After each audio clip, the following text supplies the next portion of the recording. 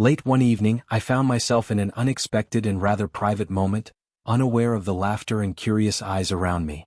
The cause of their amusement was not my awkward position, but rather a shocking personal revelation that I was the last to discover. They found it especially entertaining that I was completely clueless about the situation unfolding around me. How could a man be unaware that his wife was cheating on him right under his nose? Colin Wilson, who claimed to have closeness with my wife, was recounting to his friend, Ben Kramer, how he picked her up at a party last week. It was during this conversation that I was summoned to investigate a break-in at a local art gallery. Although I was away for only about 2 hours, I returned before the evening was over.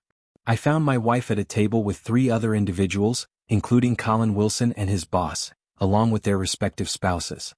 My name is Brian Sexton, and I work as an insurance investigator for a renowned insurance company that specializes in high-value property clients, likely unfamiliar to most.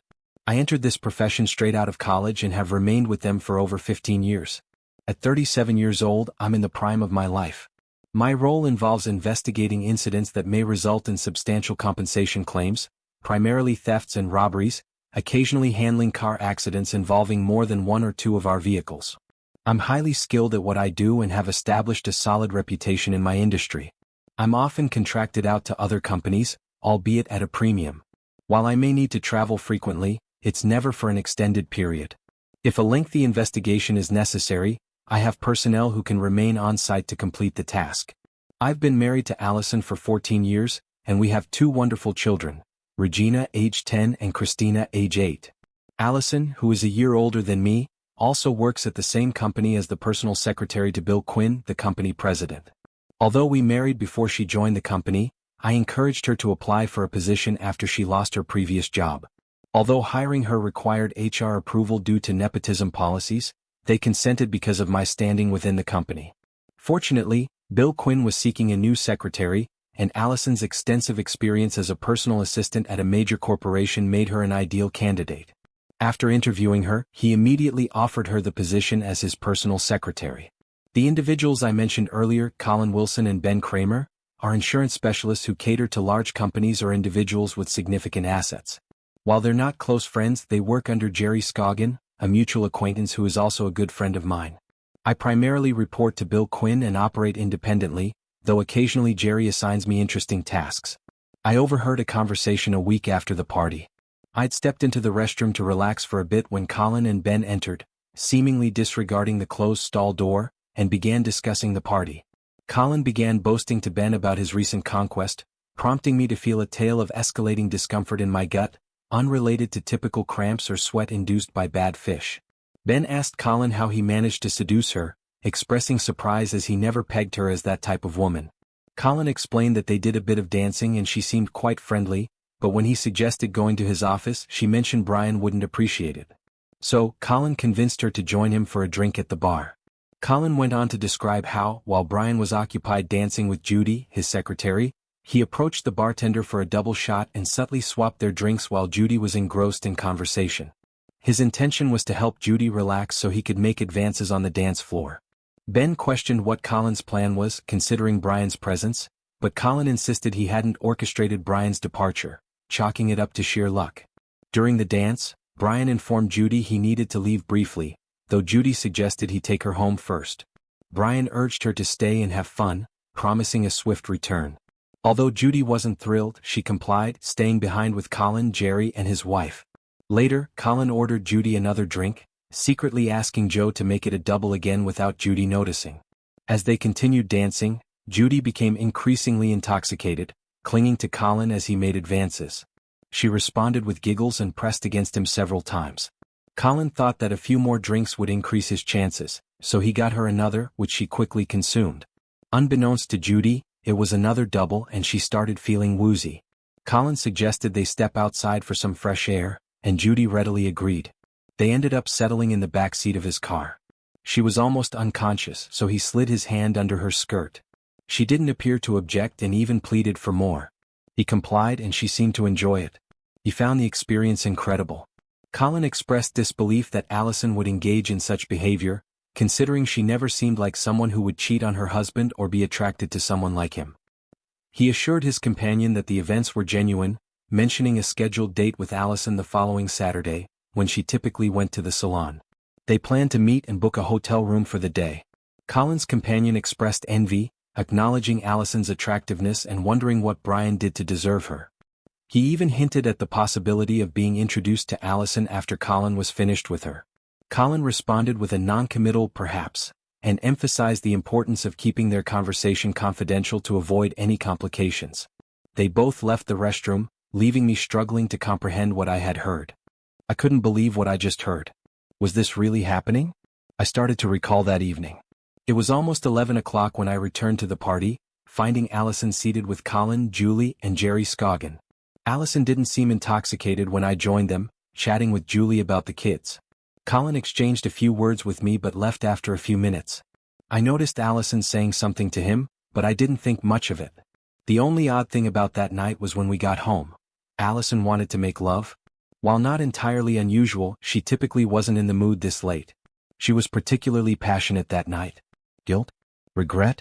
About a week elapsed after the party, and I noticed no change in Allison or her demeanor. She never mentioned my early departure from the party or what occurred in my absence. When I inquired, she claimed to have danced with Colin and Jerry but mostly observed. She and Julie discussed school and the kids' play and that was all. She expressed a preference for coming home when I left, suggesting I needed to keep a closer eye on her. Hey hun, any plans for this Saturday? I was thinking of playing golf if that's all right. I watched her closely for her reaction. This Saturday? Right after lunch I'll be at the salon. It'll take me an hour, maybe an hour and a half. Where are you headed? To the golf course. So, is she really going to the salon? How does Colin know about this if she hasn't told him? I didn't know about this either. It all felt uncomfortably real. I'm thinking the country club. I'll see if Ben Kramer wants to join.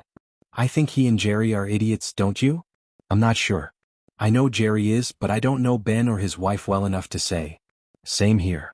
Hey, what about Colin Wilson? You spoke to him at the party, right? He might want to come along. Allison turned and gave me an odd look, pausing before responding. Why would you want him to come? He's, pardon my language, an idiot. I had to dance with him a few times at a party and he really creeped me out. He's still an idiot now. I'm wondering, is she trying to dissuade me from inviting him, or is she trying to convince me she dislikes him? Either way, it's unusual for her to speak about someone like that. Oh, I don't know much about him, but he's Ben's friend and they seem close. Maybe it's not a good idea. I'll just call Phil and Charlie, they're always up for a round. That sounds like a better plan. Stay clear of Colin, you don't want any trouble. Alright, he's off my list now. So you're okay with golf? I'm fine with it. As long as I'll still be absent, how about dinner at the Cypress Inn restaurant afterward? I'll have a fresh haircut and you can unwind after golf. You can take me out and show me off. I'll drop Chrissy and Jean off at my parents'.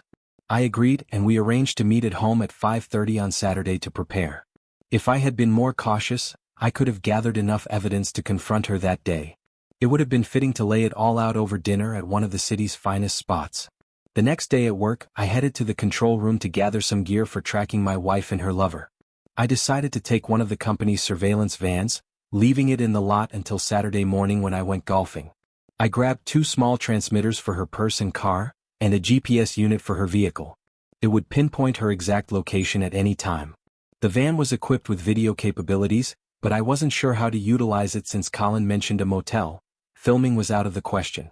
Perhaps I could conceal a camera in her jacket, but only if I knew she'd wear it. I could try, but it was uncertain. With the GPS unit, I could track her movements, tapping into its signal with the van's equipment. It had local street maps, pinpointing her location within 30 meters. The audio transmitters would capture any conversations recorded within the van. All of this can be automated, so I don't even need to be present in the van. I just need to leave it about a mile away from where she was last week. My plan was to spend the rest of the week observing. I'm quite skilled at this since it's my profession. I observed Ben and Colin but didn't notice anything unusual. Normally, I visit my wife at least once a day, but lately I've been visiting a bit more frequently. Although I hadn't seen anything suspicious yet, I decided to gather information from Ben. He explained that he was working on policies for a large factory complex, and I used to spend some time examining the site and developing contingency plans for potential disasters. This is known as risk analysis and is part of the risk insurance process. On a particular Tuesday, I approached his desk, which was across from Colin's. He seemed deeply engrossed in his work. I greeted him and expressed my desire to review the Baxter plant plan for the day. Initially, he appeared distracted until he understood my request, after which he simply nodded and agreed, stating he was available anytime. I still needed to return to that location to take some photos. We discussed the timing, agreeing to go in about an hour.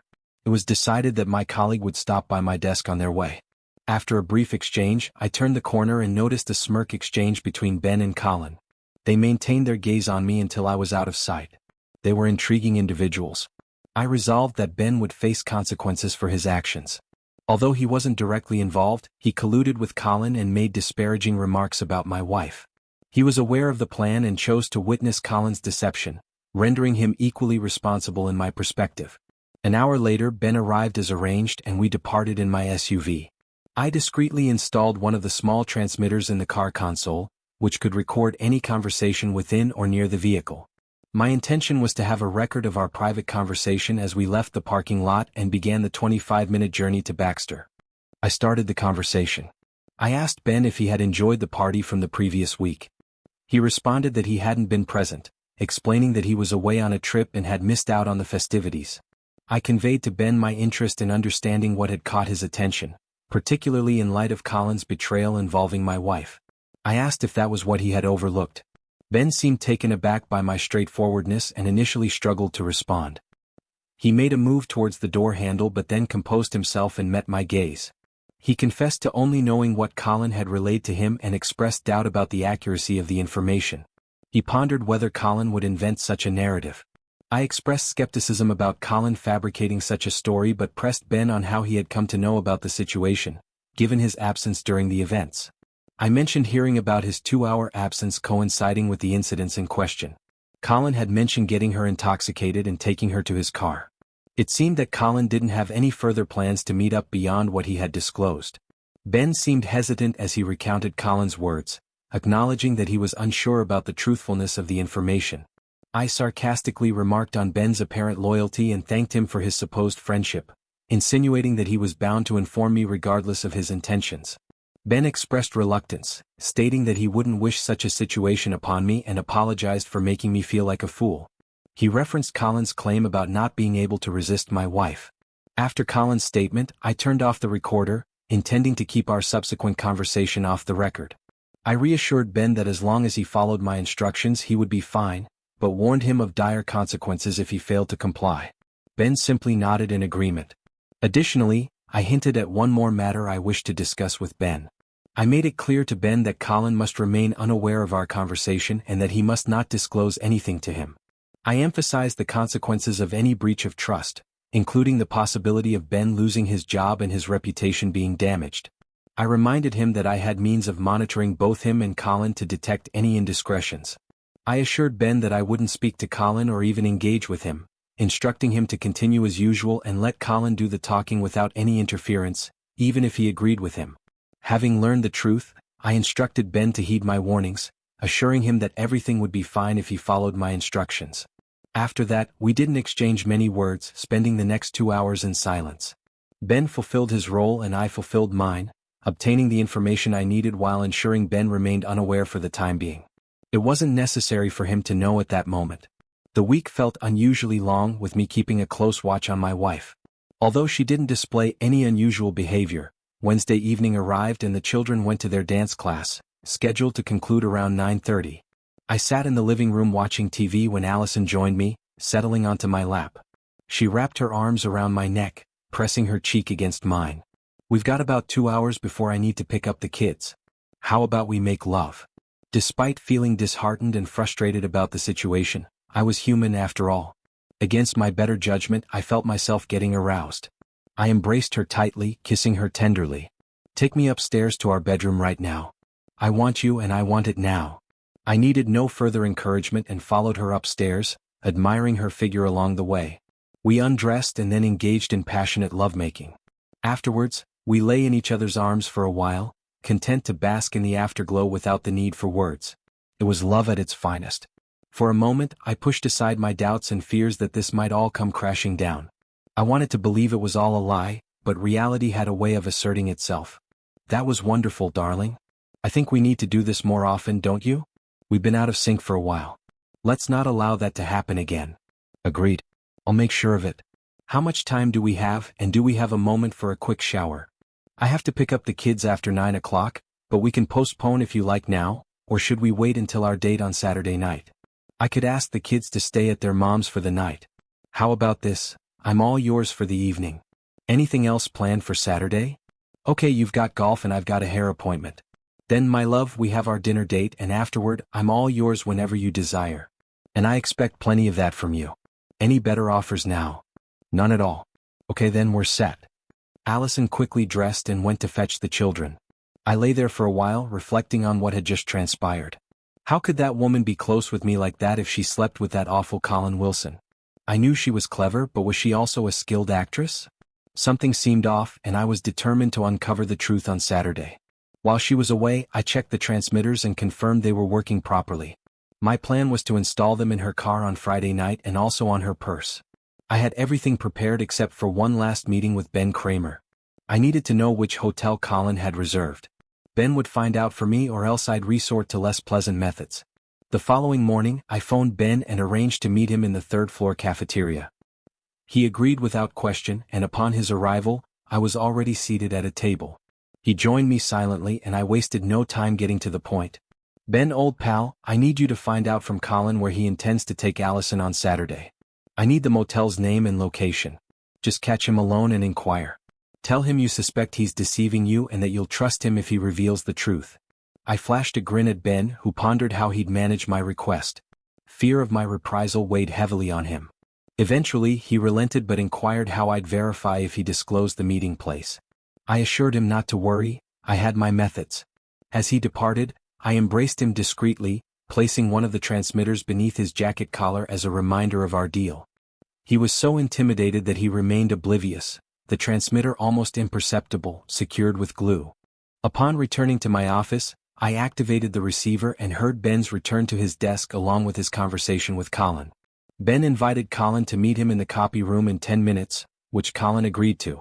Ben then questioned Colin about potential marital issues, to which Colin defensively claimed everything was fine and mentioned seeing me on set the day before, apparently doing well.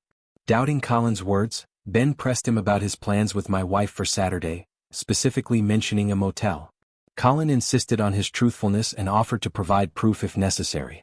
Colin then disclosed that he had booked a room at the Skyview Motel on Statler Street for Saturday night, with check-in at 2 p.m. and my wife arriving by 2:15 p.m. He even suggested verifying his reservation by calling the motel.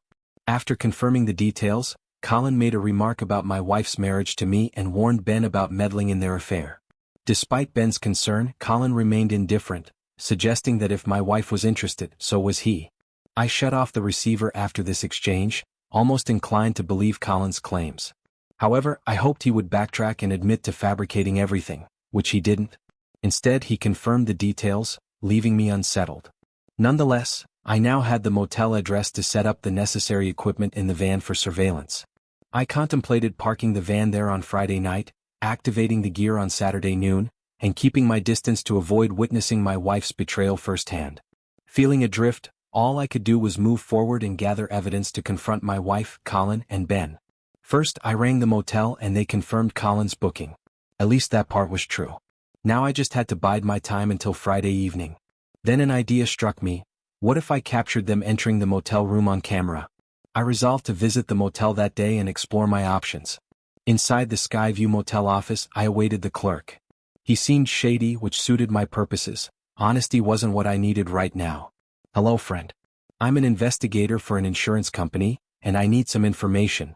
I have an ID and a warrant for you, I said swiftly, flashing my badge and presenting a convincing document that resembled a search warrant.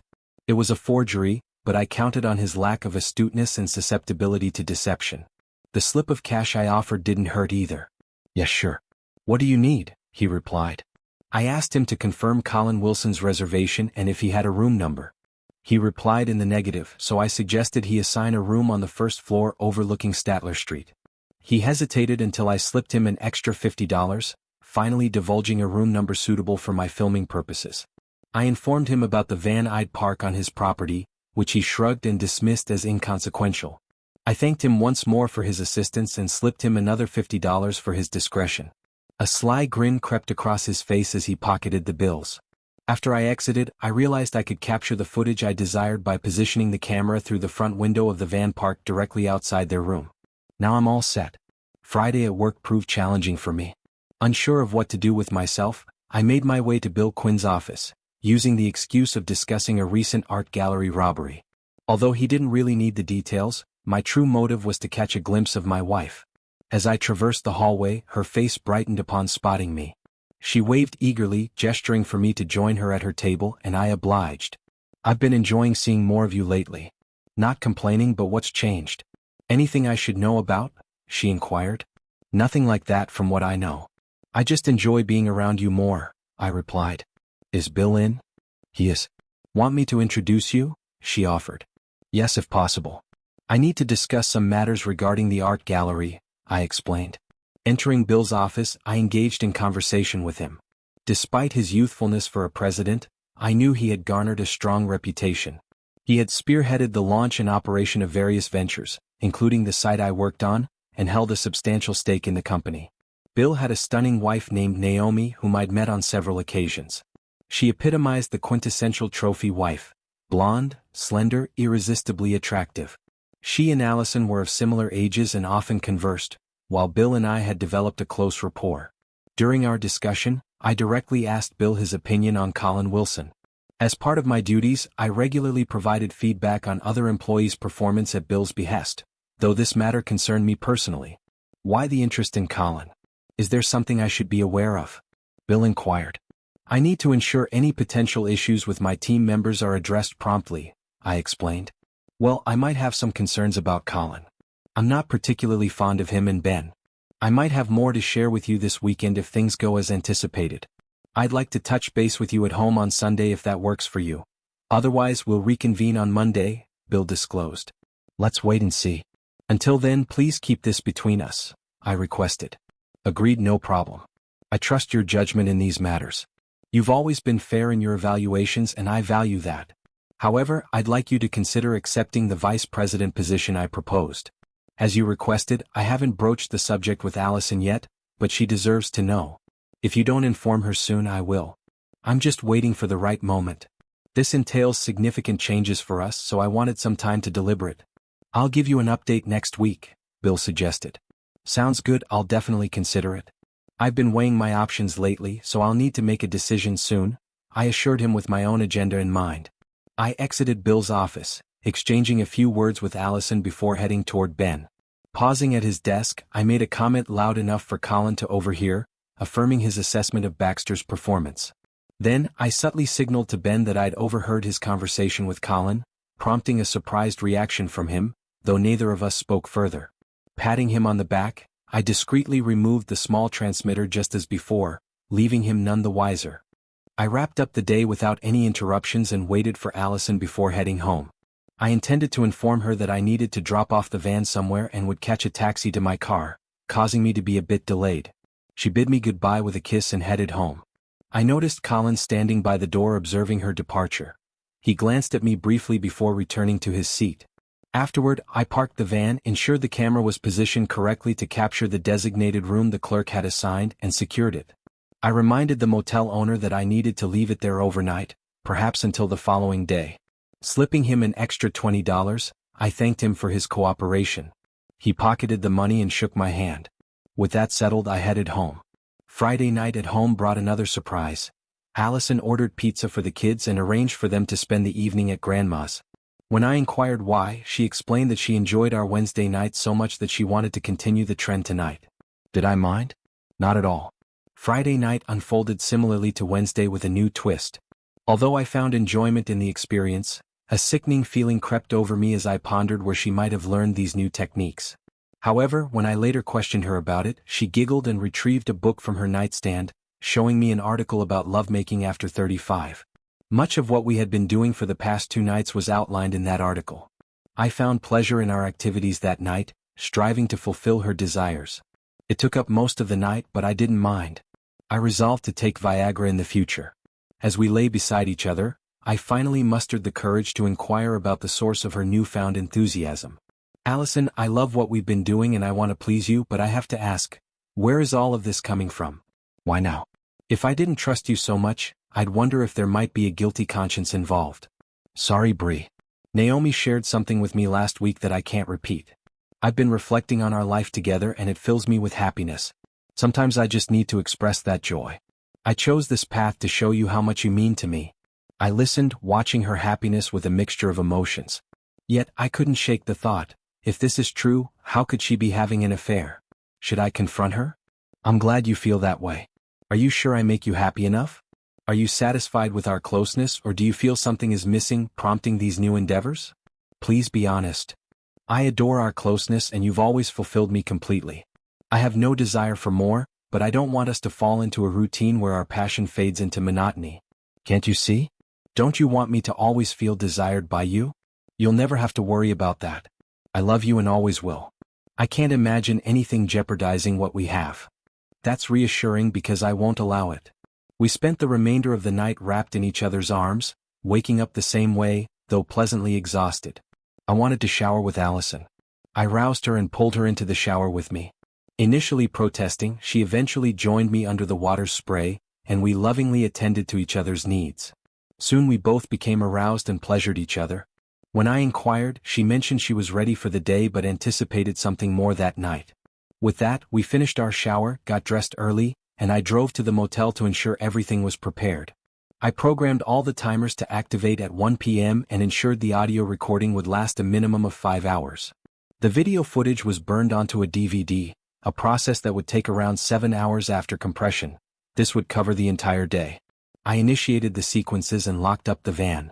When these two lovers entered their sanctuary, they would become the stars of my new film, and the initial screening would make quite an impact on everyone involved. Returning home to grab my golf clubs and bid my beloved wife farewell, the day proved terrible regardless. I played golf with two acquaintances from the club, and if my performance was any indication, they likely believed my club membership was a waste of money. I ended up buying beer for all of us, feeling like a complete failure. Around 5 o'clock, I drove to the van to ensure everything was in order. Scanning the area, I didn't spot any cars or activity, assuming everyone had already departed. Quickly calling my home phone, Allison answered, and I simply informed her I was on my way before hanging up. With the meeting time with Allison drawing near, I drove home without reviewing the collected information. I was eager to have it before dinner, but then I reconsidered our planned evening. Why not save her what she offered one last time? Despite the betrayal, I still enjoyed making love to her. However, I found myself choking up again. Why was she doing this to me? I loved her deeply, and the thought of living without her seemed unbearable. I knew that if the evidence on the surveillance tapes confirmed my suspicions, divorce would be inevitable. Though I loved her, her behavior was unacceptable. But what about the children? She was a devoted mother and deserved custody. If she had indeed cheated, there must have been a reason unknown to me. She was fundamentally good but had made a grave mistake. I could come to terms with that. She could care for the children and I would provide child support. These thoughts consumed me as I drove home to reunite with my wife, uncertain if I could endure the evening. I knew I had to try. Legal action couldn't be taken until I had concrete evidence, yet a small voice in the back of my mind persisted, casting doubt on all the information gathered thus far. I brushed it aside. Facts were facts, and soon I would have all the evidence I needed. At home, Allison had already showered and dressed, mentioning she would add the finishing touches when it was time to leave. Meanwhile, I hurried to get ready, ensuring we left on time to make our reservation. My wife was radiant, always drawing attention as we entered the room. She was accustomed to the admiring glances of men, which she effortlessly brushed off, yet I couldn't help but notice, and it always filled me with pride. Tonight served as a stark reminder of what could have transpired. Despite this, she remained intelligent and engaging, making for an excellent dinner companion. We conversed on various topics typical of spouses enjoying a night out, and she seemed to indulge in more wine than usual. Given my role as the designated driver, it felt as though she was particularly flirtatious with me, her husband. As we concluded our dessert of chocolate mousse, preceded by sorbet, we exchanged smiles. Both of us were eager to retire to the bedroom. Upon returning home that evening, I signaled to the waiter for the bill as Allison excused herself to the restroom. Exiting hand in hand, we made our way to the car. As I navigated onto the main street towards our house, Allison leaned against my shoulder, intertwining our fingers. She gently moved my hand from the steering wheel to my lap and without much prompting, I enveloped her in a hug reminiscent of our youthful love. She sighed contentedly, and we drove home in this love-making embrace. Once home, Allison busied herself with household tasks until finally turning to me. "Shouldn't we head upstairs and pick up where we left off this morning? You owe me something since you only gave me a down payment earlier, remember?" "I do. Lead the way and I'll follow." We ascended to the bedroom swiftly, where Allison stood before the bed. I stripped down to my boxers and socks while she removed her top and bra, leaving only a strand of pearls around her neck. As she reached to remove them, I halted her hand. "Leave them be. You look incredibly hot standing there with nothing but those pearls. You're stunningly beautiful. This is a sight only I will see. I am completely yours and I want you to do as you please with me. I want this night to mark the beginning of a lifetime together. Are you certain? Is this what you desire? I wouldn't want to do anything to cause you pain or embarrassment. You should know that I trust you entirely and offer myself completely to you. I love you with all my heart." In that moment, I believed her, knowing that regardless of what I discovered the next day, I would never give up on her. I decided to postpone any further thoughts until tomorrow. Tonight, I would love this woman with all my heart. That night we explored new realms of closeness, trying positions I never imagined and experiencing things I never thought possible. At times she would laugh and cite a page number when I inquired about her fantasy. Yet it was a magical night, a night where I learned to love conversation, giving and receiving in equal measure. What a night it was. We fell asleep in each other's arms, waking late Sunday morning reluctant to rise. She agreed to one more encore of our favorite moments from the night before. Afterwards she had to pick up the girls for Sunday, and I mentioned the need to swiftly check on the van. She suggested she might stay at her mom's for a while before returning. This afforded me the opportunity to retrieve the tapes from the van and inspect their contents. I still had to check what I left in her purse and car, but that could wait. She departed, and I drove to the van, retrieving all the films and prints without issue before returning the van to the production facility. I called a taxi to pick me up and transport me back to my car, then headed home. The first step I took was to examine the GPS printout. It confirmed her car's location on Statler Street where the motel stood, and at that moment, my heart nearly ceased beating. Though I hoped against hope, it seemed my fears had materialized. Despite almost deciding not to proceed further, I felt compelled to view the video firsthand. I switched on the TV and DVD player, inserting the DVD, preparing myself for heartbreak. The image was crystal clear, the room perfectly centered on the screen. I fast-forwarded until I spotted a car approaching, then slowed to normal speed. Colin Wilson emerged from the car, opened the room's door and disappeared inside. Rewinding, another car appeared, and I witnessed a woman approaching, knocking on the door and being greeted by Colin's smile as she entered the room. When she turned, revealing her face, my heart raced and my pulse skyrocketed. Pausing the video, I watched it from start to finish before removing it. "Well, I'll be damned," I muttered to myself. I needed to contact Bill Quinn immediately. There was one address I had to verify, so I retrieved my wife's address book from my desk drawer. As anticipated, the address I sought was there, confirming my suspicions. A smile crept onto my face. With all the necessary information in hand, I dialed Bill's home number, urging him to meet me immediately. He initially insisted I come to his house, but I persuaded him to meet me alone elsewhere. Eventually, we agreed to rendezvous at the TGIF restaurant near the office. An hour later we met there. Allison and the girls had plans for dinner at her mom's, affording me the time I needed. At TGIF, I briefed Bill before revealing the DVD. I brought along a portable player with a 9-inch screen and headphones for privacy. As he listened, his anger simmered beneath the surface. Initially skeptical, he vehemently denied the possibility of Allison's involvement. However, as I played the recording of Ben's encounter with Colin and laid out the entire narrative implicating both Ben and Colin, Bill's complexion turned crimson with rage. Despite his personal regard for Allison, he gradually accepted the truth. I advised him to watch the DVD before passing further judgment. As Bill viewed the footage, his countenance fell, evident pain etched across his face. Sensing his need for privacy, I looked away, allowing him to process. When he finished, he met my gaze and I waited for his response. Once composed, I made my sole request. I want them both terminated for breaching the moral clause in their contracts, effective by Monday afternoon. With the evidence I've provided, you have the authority to act as you see fit. I won't mention this again. Bill's surprise shifted into a smile. It was reassuring to witness. I aim to involve him in this matter only as much as necessary. You have my word that this will be handled first thing Monday, and I'll personally escort them off the premises. They're dead to me. There may be further action I'll take, but it's best you don't know the details. Understood. Agreed. Following that, I handed him a bag containing all the surveillance data except for one small cassette, which I retained for my own purposes. It was necessary for my plans regarding my wife. Bill and I continued our discussion for another hour or so, making additional decisions to address later in the week. We parted ways with a handshake, and before I left, Bill addressed me once more. Brian, you're a good and honorable person. I appreciate what you've done and respect your actions in handling this matter. Things could have escalated if you were less level-headed. You have my gratitude and respect. I felt a sense of relief I hadn't experienced in some time as I headed home to my family, who remained unaware of the impending changes. That evening at home went smoothly and my spirits were high. Allison was curious about what had transpired, but I told her she'd learn more at work the next day. Exhausted from the previous nights, we retired early for a peaceful night's sleep. Allison wanted to be embraced and I gladly obliged. We fell asleep in each other's arms just like the previous night. Monday at work was bustling with activity. Allison called me at 9:30 to update me on the situation.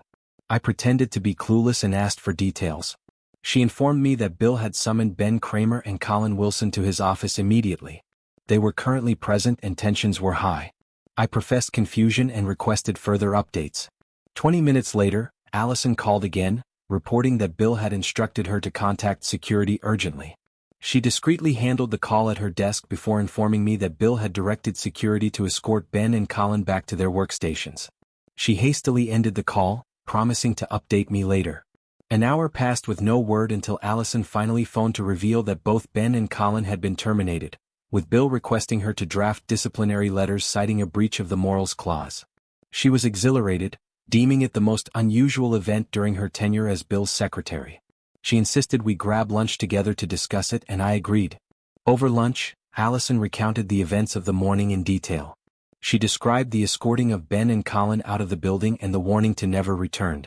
She mentioned Bill's evident agitation, even recounting a moment when he momentarily snapped at her before apologizing. Eventually she turned to me seeking insight. How would I know about this? Bill instructed me to ask you when I pressed him. He simply said, "Ask Brian, he's aware of everything," and opened my eyes to a lot. So, spill it? Before I divulge anything, I want you to listen to this tape first. I handed her a cassette of Ben and Colin's conversation about the motel. She listened intently, her expression turning pale as she reached the end. Removing her headphones indignantly, she exclaimed, "This is absurd. It's a lie. I never went to any motel with him and I never would. You can't trust this recording. Did you show this to Bill? Does he believe this nonsense too?" "No, he doesn't believe Colin and neither do I. I have something to explain, and I expect you to listen attentively without interruption." When I expressed skepticism about the tape, Allison eased slightly, though she remained angry and somewhat apprehensive. She nodded for me to continue. "I overheard Ben and Colin talking about a week ago," I began. "Colin boasted to Ben about an encounter between you and him at a party. He claimed he got you intoxicated and then took you to his car where you engaged in lovemaking activity in the back seat. He provided explicit details of the incident to Ben, who seemed convinced by his account. In fact, Ben was so impressed that he wanted to be involved in the next rendezvous." Confused, I sought confirmation of the truth. Allison attempted to interject, but I persisted, needing to uncover the reality swiftly before it escalated. I instructed Ben to confront Colin, who admitted to booking a motel room on Statler Street for Saturday afternoon, coinciding with your supposed hair appointment, I continued. This raised alarms as I couldn't understand how he knew about your hair appointment unless you had informed him. Remember, I mentioned our plans for Saturday evening to you. Despite this, he never showed up. Determined to verify your involvement, I utilized a company's surveillance van to monitor your car and record anyone entering the motel room. After obtaining the room number from the receptionist, I arranged to review the footage on Sunday. Subsequently, I contacted Bill and provided him with all the evidence, resulting in Ben and Colin's termination at my behest. As I recounted the events to Allison, she remained bewildered and adamantly denied being at the motel with Colin. "But I wasn't with him. I was at the salon as I told you," she protested. "My salon is indeed on Statler Street, but I had no knowledge of any motel rendezvous." "You don't believe me?" "I know who he was with because she confessed it to me herself," I said, cutting her off. I pressed on, needing to reassure her of my trust. I don't believe that, but I trust you implicitly, I affirmed. Let me explain. I received footage of Colin's encounter that day, and indeed, a woman visited him as he claimed. This woman was none other than Bill's wife, Naomi. My suspicions were initially aroused after a conversation with Jerry Scoggin a few days prior. When Colin alleged he took you to his car that night, I inquired with Jerry if you were intoxicated. He chuckled, revealing that you and his wife had only consumed soft drinks that evening and were inseparable. He even mentioned how you asked her to remain by your side to deter Colin from asking her to dance, indicating your lack of interest in him. When I asked if Colin ever suggested stepping outside for some air, Jerry simply laughed, implying he had nothing to say. So, did you truly doubt me? Did you orchestrate this surveillance to spy on me? I'm troubled by this lack of trust, especially after our evenings together on Wednesday, Friday, and Saturday. Of course I believed in you, but Colin's fabrication left me with doubts. I suspected he was diverting Ben's attention away from his true companion. Uncertain of her identity, I had to uncover the truth, though I wish it hadn't implicated Bill's wife. He was utterly devastated. We conversed further before reluctantly returning from our lunch break. Allison accepted my explanation regarding my inquiry into Colin's companion, and I left her to her thoughts. Though I harbored some doubts, I felt no regret in uncovering the truth. Our relationship was now stable, and I was determined to maintain that. Work had settled by then, but Allison informed me that Bill requested to speak with her later that evening. I mentioned that I was unaware of the details, and she seemed to believe me. I received no further updates until we sat down for dinner at home. Amidst the girls' usual flurry of activities, we found a moment of peace, during which Allison shared Bill's conversation with her. He spoke about the importance of having a husband like you, emphasizing trust, respect, and love, and the devastation of losing it all, she recounted. Then he confided in me about Naomi's actions and sought my counsel. And what advice did you offer him? Were you able to assist? I refrained from dictating his actions. Instead, I encouraged him to reflect on his love for Naomi and consider forgiveness if feasible. I urged him to engage in a candid conversation with her, but also cautioned against prolonging the decision if reconciliation seemed improbable. He seemed receptive to my words, so perhaps I made a difference. I'm certain you did.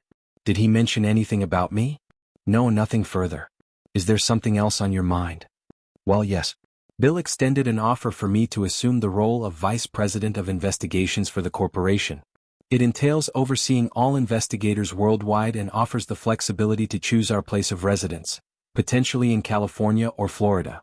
Although I would still report to Bill, this would come with substantial financial rewards and benefits, including shares.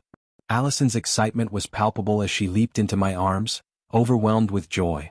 When did this happen? Is it in recognition of your actions today? Is it a sort of reward? She exclaimed. Now who's doubting whom?